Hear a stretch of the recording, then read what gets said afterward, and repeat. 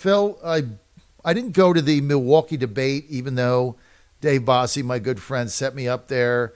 I had a great right front and center, super area. They were really good to me. RNC was good to me. But Phil, I just can't go. I mean, I cannot go when these guys have done nothing to blast what happened to Trump in Atlanta. And it's not only Phil, it's not only President Trump. There's another 12 people indicted. These are friends of mine, some of them very close friends of mine. Basically, Fani Willis is going to bankrupt them or jail them, destroy their families, and they didn't do anything. I mean, they indicted Bob Cheeley for what he wrote in a lawsuit.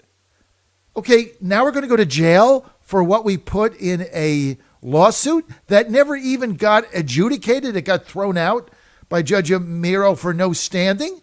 Phil, what the hell is going on here?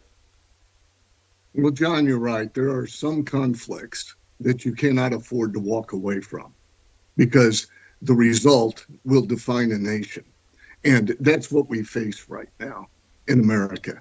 You see the left trying to criminalize differences of opinion, trying to criminalize the interpretation of events.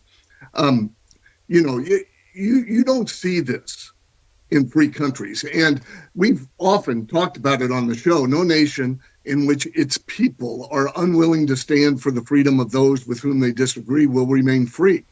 And that is the responsibility of every American, as well as our leaders.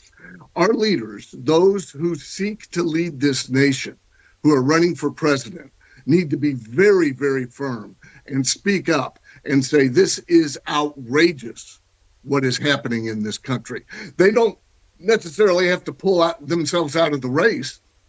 They can still speak about the differences in policy and approaches that they might have. But there is no question every single Republican has to stop this. Will Donald Trump had bad judgment? If the measure of going to prison is bad judgment, every single one of us is subjected to going to prison. And what they're doing in their silence and refusal to address these issues is an emboldening of a federal government that believes it is the arbiter of the truth. Well, let me tell you the truth. The 2020 election was the most lawless election in United States history, using COVID fear and abusing emergency orders. The left unilaterally moved around election laws, violated election laws. That's been found in court.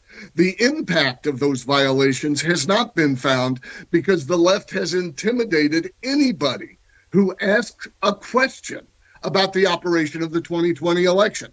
It is indisputed billions of dollars flowed into the urban core to convert urban core election offices, government offices, into partisan turnout centers. By the way, that's a violation of the law. But those of us who raise these questions face intimidation and threats of prison in America.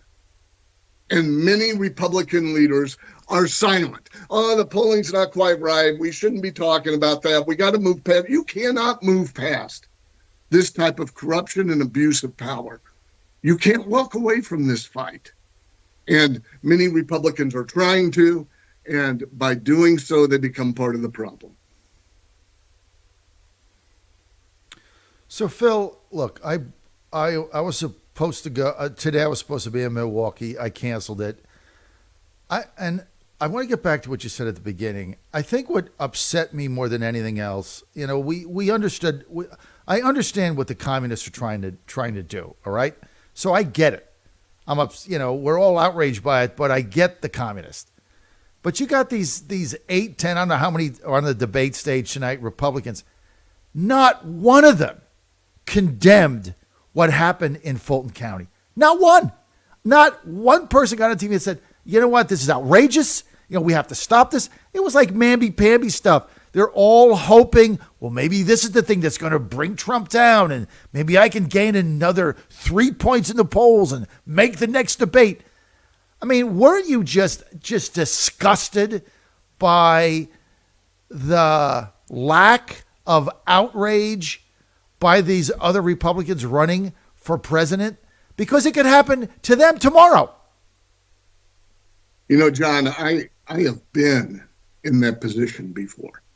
And I had the apparatus of the state come after me and my ability to provide for my family and practice law because I had compelling evidence that they didn't want to reach court about the abortion clinics, ignoring laws that require them to report child rape and illegal abortions. This is back in 2003, 2004, 2005 when I was Attorney General. And the fight goes on today.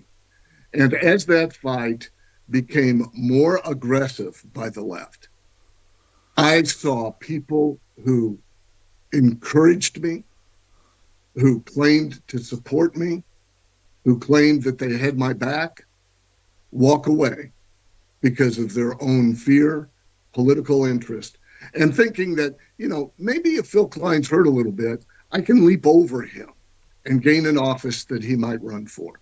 I've seen this type of betrayal personally, and it does hurt. It causes you to, well, in a way, it's a blessing. You lose faith in those things which are not real, and it strengthens your faith in those things that are real. But as it relates to nations, if people who are close enough to see what is really happening, and this is a government that is turning itself against its people, it's seeing its people as the enemies. This is really not prosecuting or investigating anything that is a crime. It is not at all. It is people talking. It is people having differences of opinion. It's people petitioning their government to do certain actions and take certain steps. That is the lifeblood of democracy. And it's saying, if you don't do it the way we want you to do it and say what we want you to say, like the 2020 election is the most secure election in U.S. history, that's a lie, by the way. That is a lie. Or there is Trump-Russian collusion. That is a lie, by the way. Or 2016, Trump's not a lie. Oh, that's a lie. Or we have to delay the electoral count in 2016 to get to the bottom of Trump. No, that's a lie. But it's okay because the people in power said those lies. And you, who differ with us, no, you can speak truth, but we're going to put you in prison. If we give government that power, we lose our nation. We lose our nation. The chill in America right now, the fear that is present because of what the left is doing is palpable. I can call around and say, we need to stand up with these electors. And donors are frightened to be identified because they're afraid the Department of Justice will investigate them.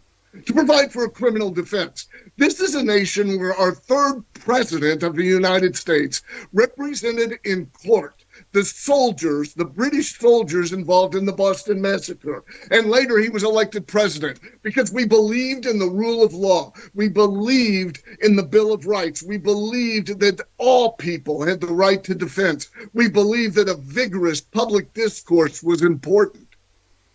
We're losing that in this country. And anybody running for office who does not condemn this and calculates, well, what's the polling number say? How do I have to shade what I have to say? And doesn't confront it up front and call it for what it is failing in their leadership. Is failing. You can't walk away from these debates.